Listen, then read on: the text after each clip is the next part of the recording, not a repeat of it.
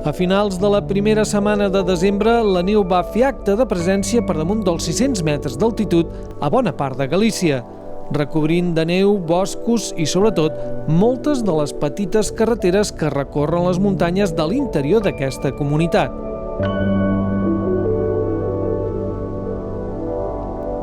El dissabte 5 de desembre, el mateix poble de Pobra de Tribes, a la província d'Ourense, es va despertar amb les teulades cobertes de neu i amb un paisatge cada cop més blanc a mesura que anaven pujant en direcció a Cabeza de Manzaneda, que amb 1.781 metres d'altitud és la muntanya més alta de la Serra de Queixa.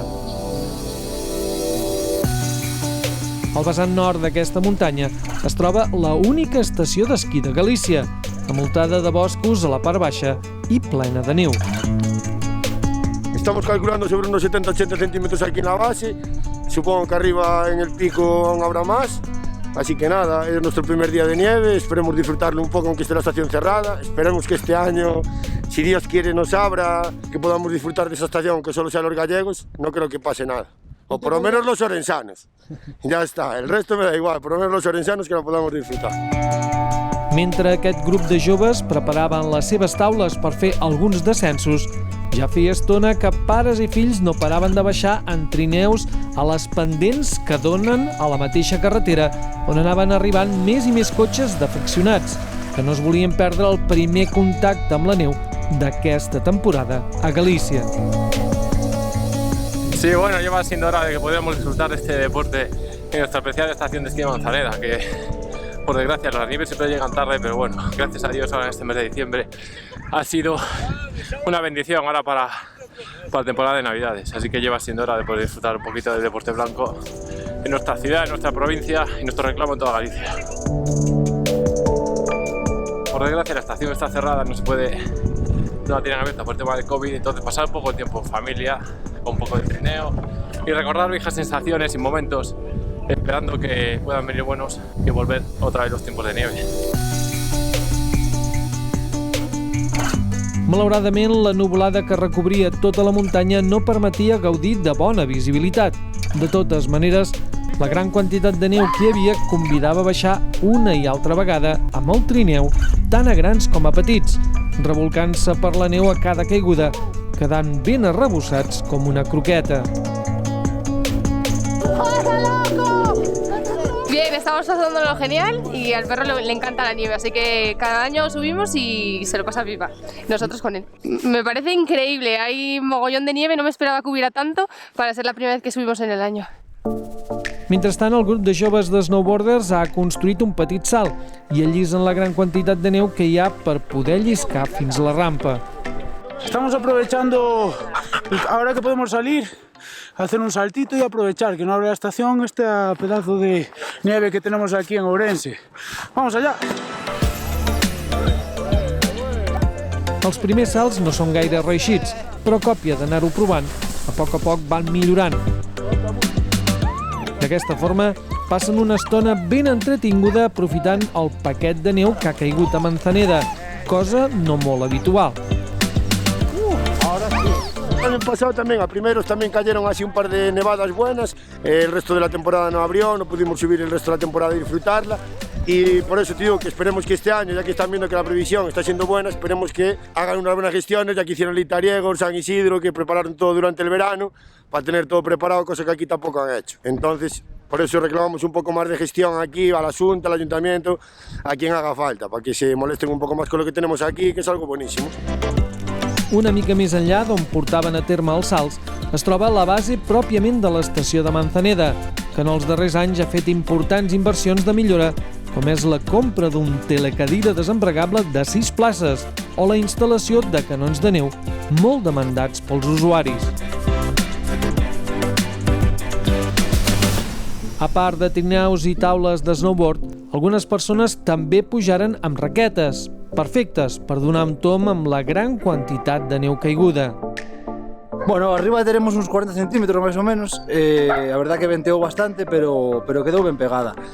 Bueno, subín casi hasta arriba, quedé un poquinho máis abaixo, e a verdad que ben, moi ben. Está para unha práctica así de esquí de montaña, está bastante aceptable, la verdad que sí. hai que irse. A verdad que facía falta un pouco de neve, xa ainda que sea para alegrar a un, sabes?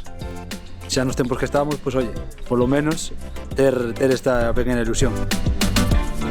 A Manzaneda és habitual que l'espès bosc de pi roig estigui gebrat, és a dir, les boires acaben per depositar cristalls de gel a les seves fulles, donant lloc a un paisatge fantasmagòric. Però en aquesta ocasió també han quedat recoberts de neu.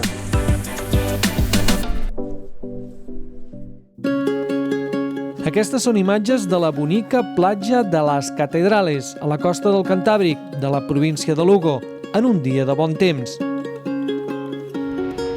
Aquesta altra imatge correspon al fort temporal de mar del primer cap de setmana de desembre, al mateix indret, quan la bromera de les onades batien contínuament tot el litoral, amb el cel tapat, fort vent i baixes temperatures.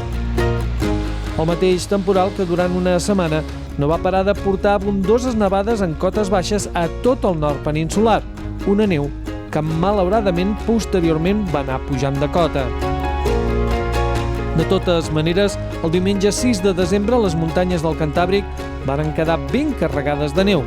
Una bona mostra és el recorregut de la carretera que des d'Astúries puja al port de Sant Isidro, situat a uns 1.500 metres d'altitud.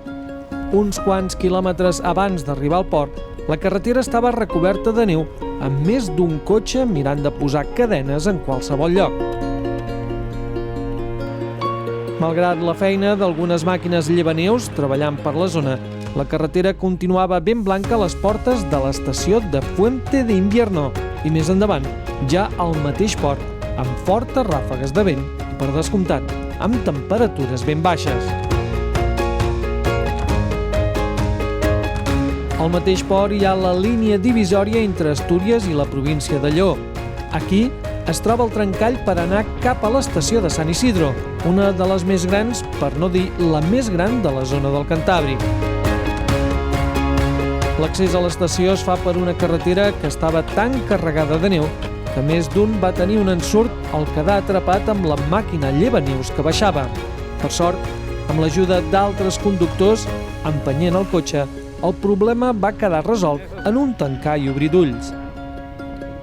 Els pocs cotxes que arribaren a peu d'estació eren d'aficionats als esports de la neu, ja sigui per caminar amb raquetes o sobretot grup de nois amb taules per intentar de fer alguna baixadeta.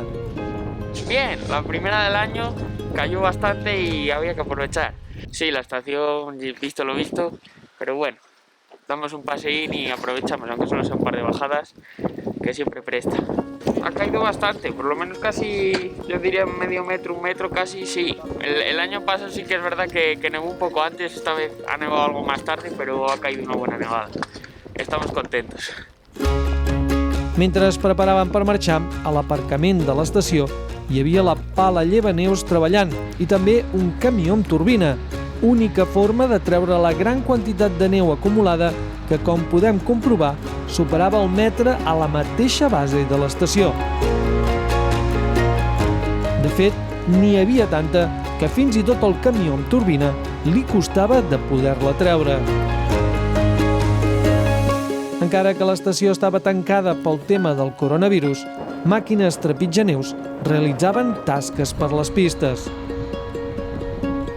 El mal temps que va fer durant tot el diumenge 6 de desembre no va facilitar que pugés gaire gent fins Sant Isidro, i els pocs que ho feren hagueren de marxar ben aviat pel vent, la mala visibilitat i la contínua nevada. Ja de baixada del port de Sant Isidro, en direcció a Lleó, fins i tot les vaques marxaven carretera avall per la forta nevada, que va deixar ben blanc Puebla de Lillo. Encara que el temporal va continuar uns quants dies més, afectant també el País Basc, Navarra i tot el Pirineu, l'augment de les temperatures va acabar per fondre gran part de la neu caiguda en cotes baixes, una nevada que, per descomptat, ha estat la més important de l'inici d'aquesta temporada al nord peninsular.